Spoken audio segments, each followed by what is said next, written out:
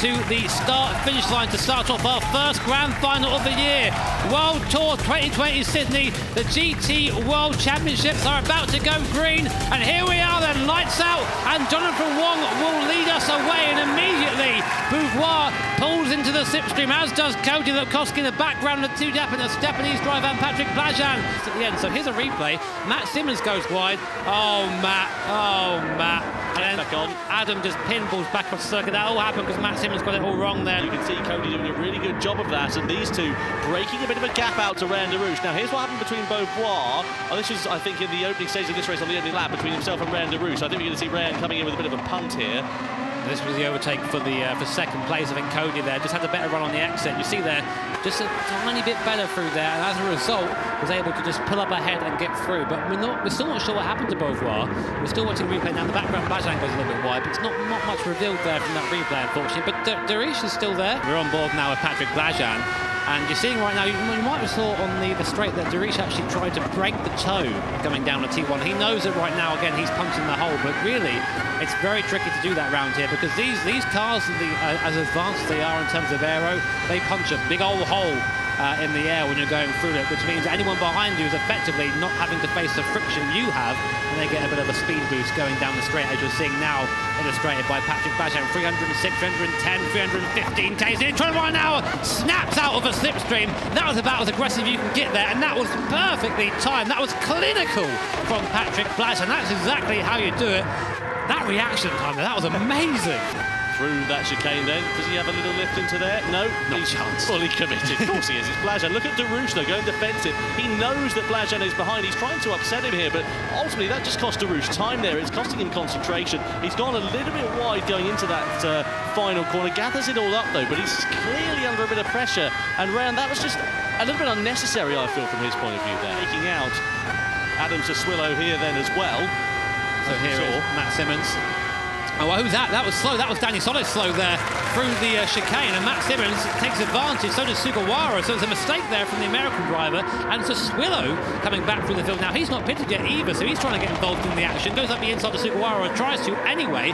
They're side by side. Simmons sideways out of the right hand. That's going to slow him down coming into the chicane. Sassuillo has to duck back in behind Sugawara. You cannot go 2x2 through here. You will have a crash, quite a big one at that as well.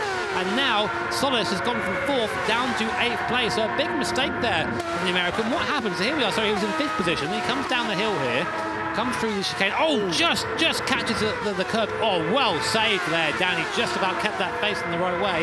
But the result, of course, loss in speed and loss of position. Miyazono's on a 19.7. So he is nearly 2 seconds of that faster than anyone else on the circuit right now. He is going to have to make an extra pit stop. It's going to be interesting to see how this plays out. And this one, here we are on board. Now watch his commitment. Look how late he brakes there. Machine gunning down through the gears on the power. Nice, and he smashes the throttle next. It uses all the road.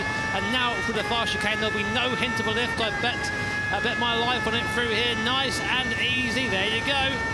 And you see there, just 130 BPM right now. His heart rate is actually a bit higher than mine, which is impressive, because I usually have a heart attack on these broadcasts, according to my Fitbit anyway.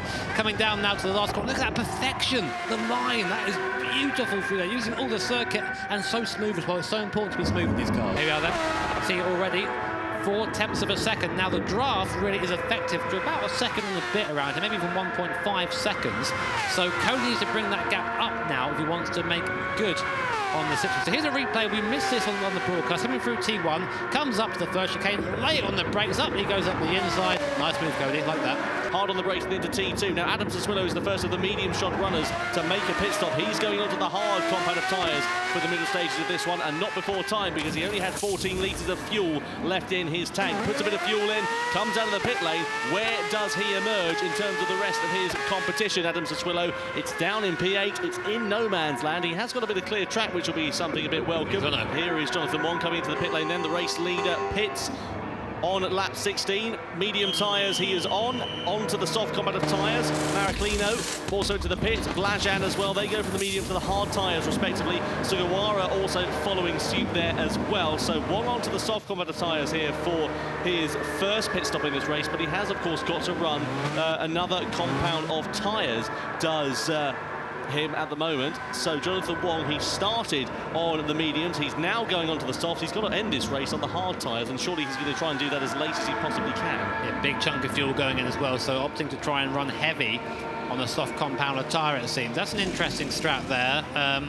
We'll see how that goes. I mean, ideally, you want to be running the soft tyres on a lighter fuel so you can really make the most of them, of course. But this is where these guys have to sit down and make that choice. We've got a fastest lap of the race from Patrick Blajan with a 19.6, and they are both lapping about a second a lap faster than Cody here on course. So Cody, I think, really starting to suffer with tyre wear on that soft compound. He's going to have to defend from Miyazono and from Blajan. This is going to come down to the wire, this race, as we knew it would. It always seems to in Nations Cup. Of course, Jonathan Wong and Daniel Solis first and second, still both owing a pit stop at the moment. Look at the line through there, absolutely beautiful. This is a man who is in supreme control of his car right now. He's in hunt mode and he is hunting down Cody Latkovski. And time again, another decent lap, a 19.7, but Patrick Blajan behind, he's coming with him. It's a 19.5 from Patrick Blajan, who you can see on the relative right there. He is behind us. Patrick Blajan's coming through too. So Cody has got not one but two people behind him at the moment.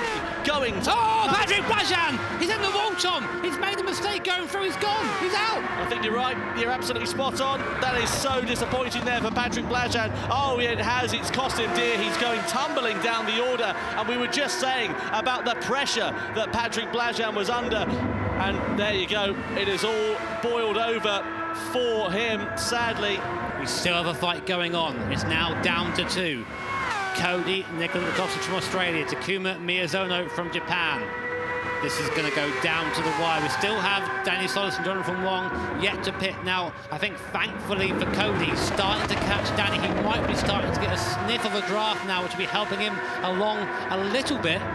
But it doesn't matter because Miyazono's a lot closer. This is really going to be Cody, sorry, is going to be just having his eyes in his mirrors for the entirety of the left race. A bit of a flash there for Miyazono too. This is going down to the wire. As they come down now, Latkovski's on a great run. Miyazono goes defensive. He's going to have to go hard on the brakes very shortly. Ducks out of the slipstream. Latkovski goes to the outside. Miyazono on the inside. He's not going to be able to find his way past there. Surely it's Latkovski, and Miyazono does hold on for the race lead coming into this chicane.